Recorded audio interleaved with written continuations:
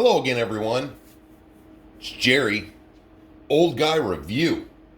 And we're doing a review today of the Carisma SCA-1E 1986 Subaru Brat. Ready to run, $274. Unless you deal with A-Main like I do, and you use coupon codes and your accumulated reward points, and you can get it for less than $250. Now, I was looking around a little while ago to get a new kit, and I'll be honest, the kits I was seeing just looked like everything else that was on the market.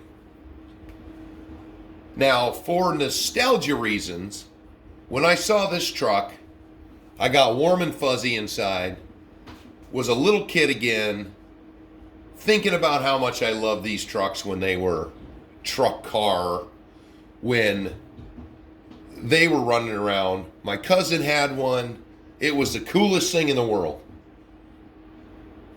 So, Carisma is known. They're not new, but they are known for racing. They make race cars, they make race components. So, eventually, they were going to make their way into the crawler world. Their first offering was small scale vehicles, and then they released a 110 scale. But unlike Red Cat, who was already an established company in the crawler world, these guys are starting, Carisma is starting from the bottom. Now, just like most big companies nowadays, Traxxas and Axial, I'm looking around, HPI, they were all taken from each other when they designed vehicles. So it's just acceptable in my mind to think if you're a new company, you're going to take cues from the big guys. Now, is this vehicle innovative? No. Does it have anything that's state of the art and cutting edge on it? No. Is it an inexpensive vehicle to get your foot in the door? Yes. Because if you don't know all the nuances that everybody's talking about, you can just have a starter platform with a clean slate. And something I think is, throwing the book around, is really neat about this book that comes with the vehicle is it has, the breakdowns of the vehicles like normal people, everybody else has, but it has these little notes regularly spaced. There's gives you a page on electronics, but it's got these little notes. So if you don't know about rock crawling or shock setups, it gives you these notes along with the specs on the components. How many of us get a ready to run and we want to know what kind of shock oil's in it? We can't find any reference. Tells you right here. Tells you what motor is in it. Tells you the gearing that's in it. Tells you the link setup. Tells you about axle steering and how your links work. So if you don't know a lot of this stuff, it's giving you little notes, gives you how to set up your motor correctly using the old paper trick that a lot of us old timers that we started doing that. Tells you how to work with your slipper clutch and what it actually does.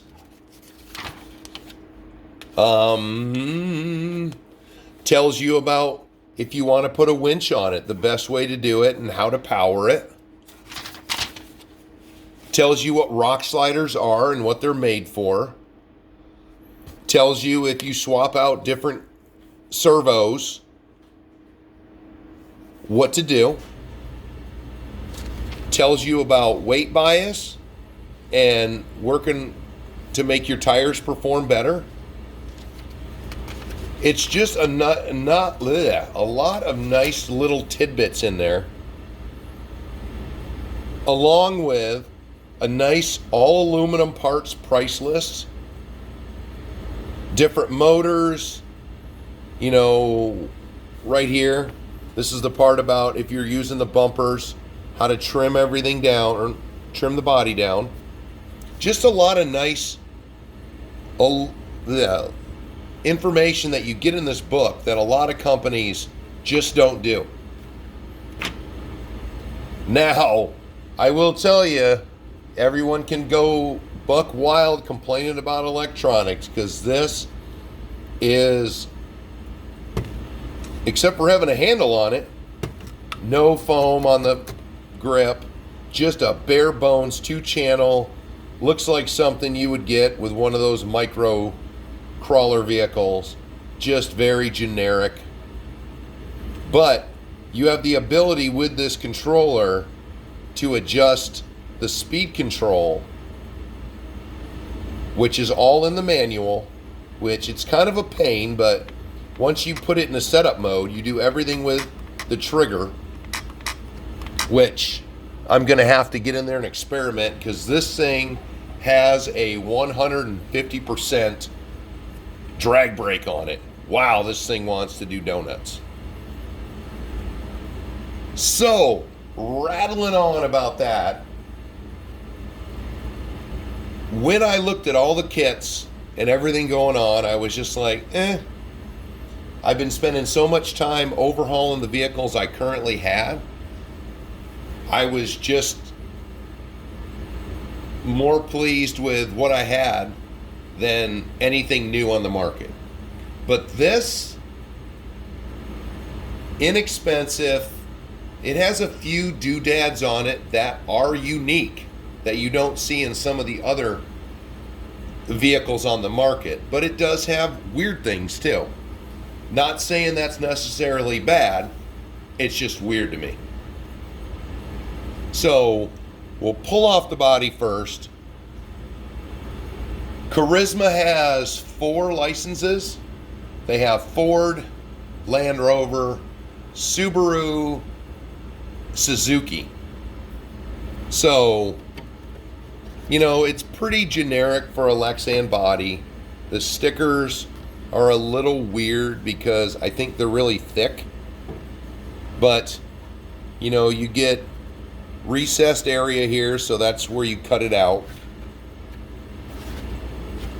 I'm almost thinking about getting in here with my Lexan thinner paint and seeing if I can make these somewhat clear. But bare bones stickers. The body's, it's pretty thick. Nice recessed area in it. I would have liked to seen, since we had the license, put some plastic seats back here like the real one. But, nothing super innovative about the body, except for the fact that it's a pretty nice little body. You got no mirrors, no kind of hard details on it, but hey, that's something you could make down the road. Now, I'll give you a second to look at it because I noticed it as soon as I popped the body off. I had actually looked at some MSTs, but there was a statement in every single one of them that they're smaller scale than standard 110s. So I thought this truck was going to be more of, say, an SCX-10 one size, but it's a lot longer.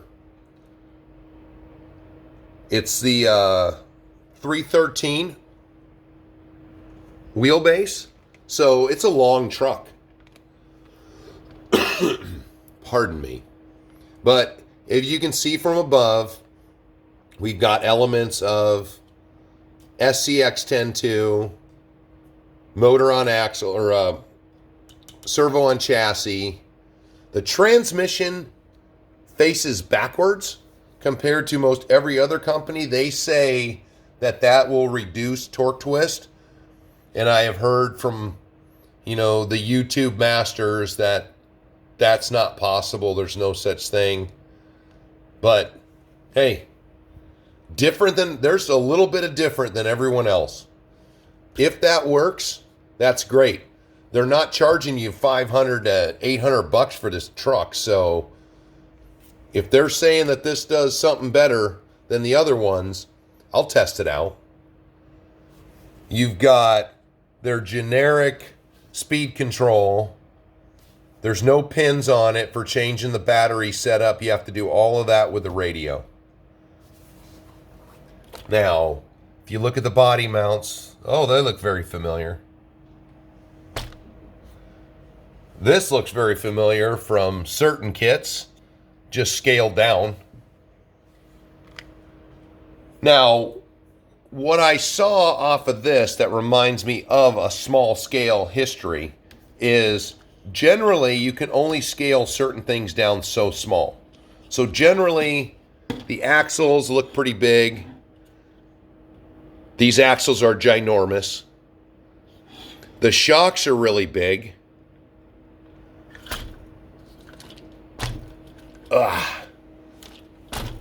It has metal adjustable drive shafts. Well, they're not adjustable, but they slide on their own, which reminds me a lot of cross military vehicles. And in my HC6, this style drive shaft has been very durable. I haven't even cleaned them, and they work perfect still. Metal links, metal drive shafts. You've got metal CVDs in the axles, but then you put a plastic steering shaft or a steering arm on it, which this thing has these nubs, so it's got pretty good steering angle. But being that this is obviously an early generation lock differential setup on here, the steering is not very good. You can only dial it in all this way. But then those lock diffs are fighting with themselves to turn. So this thing does have a pretty large steering angle. Or steering radius, I should say. There we go. It's not smooth. That's going to be a complaint, I'm sure, to somebody. You've got your LED equipable bumpers. You've got hooks, loops. You've got a tow receiver on it. You can tow with your brat. Same thing with the front. LED lights. The body itself has no holes for lights, but yeah, you could rig something up. You've got your nice loops. It's nice to see a nice bull style bar for your Subaru Brat. And then you can set it up for a winch. Already got the holes. I should have pulled I've got a base for an RC four-wheel drive one to see if it worked. But here is something I think is neat. So to put the front bumper on, they want you to cut the front right here. They want you to cut that out. But this comes with a neat feature that I haven't seen on vehicles, because normally they say, flip the bumpers around, do this, do that. These come with these angled brackets that go in the bumper that you can use or you don't have to use. Now on the front, I dropped it down just for purposes of putting them on, because the bumpers do not come installed. So just to see if it would clear, I put the drop down on the front and I put the raise up on the rear because there was a substantial gap in the rear. So I put those raise ups in there, rear bumper fits under it perfect. So I'm going to cut it and put that back so my angles are good. But, I mean, look at that. That raises that bumper right up to the level of the chassis. Which, on the other trucks, when you flip the main bracket around, it's pretty exaggerated. So you usually have to raise your body up. This fit in there nicely. Nice beadlock wheels. Good old chrome steelies look really good with the black body. Tires are really soft. But they say there's foam in there, but it must be really weak foam. But even the tread is different. You know, if you wanted to mod these tires out down the road, you know, that looks like perfect areas to cut some material out if you want to make them better. I don't know how well they're going to handle. I've already taken it up the Versus Challenge course, and it did pretty good. So there we are. Not the newest thing on the market, the most innovative vehicle on the market, but a company who is listening to their customers. The first version of this vehicle, everything was completely back-assward, just like an original SCX-10. Everything was, battery was back here, electronics were up front here, and, you know, just like what Axial did with the SCX-10. The people complained, they didn't like it. They completely redesigned it, put metal gears in it to address their customers' concern. You know, I'm sure somebody complained about that bar, which I'm going to probably just see if I have some links that I can put a link in there. Because, let me see something here. The front end, definitely, if you're a hardcore crawler guy, this is not going to be for you. Let's see here. There is a lot of play in this front end.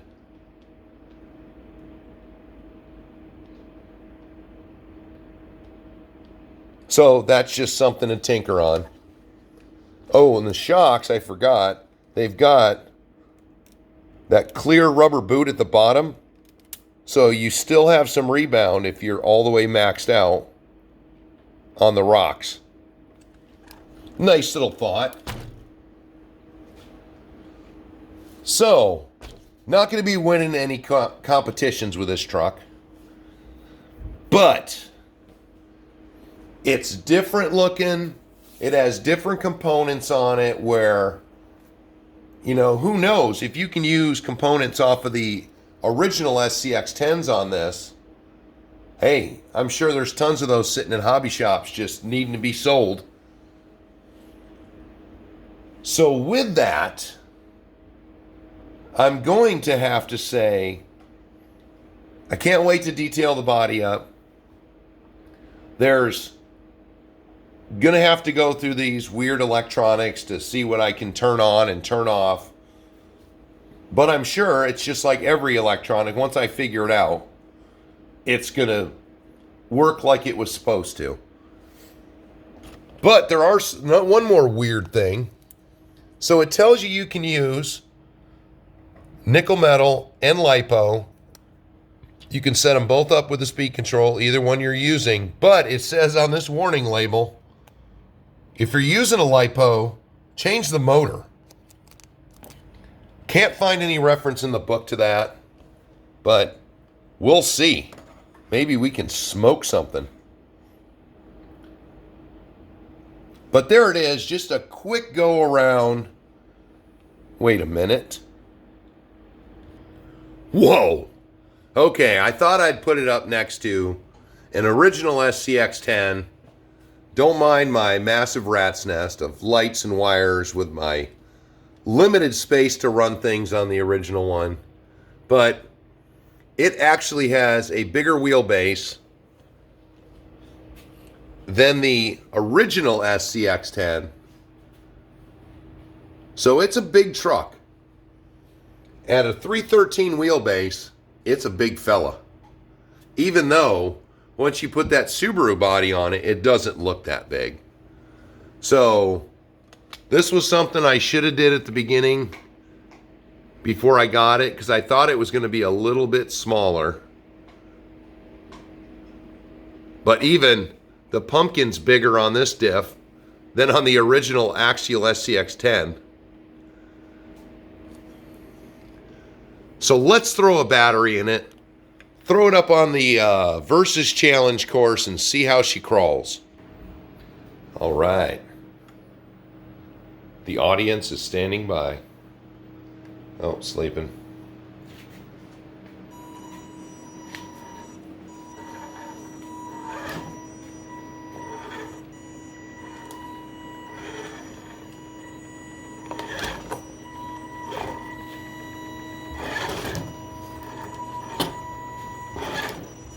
Little herky.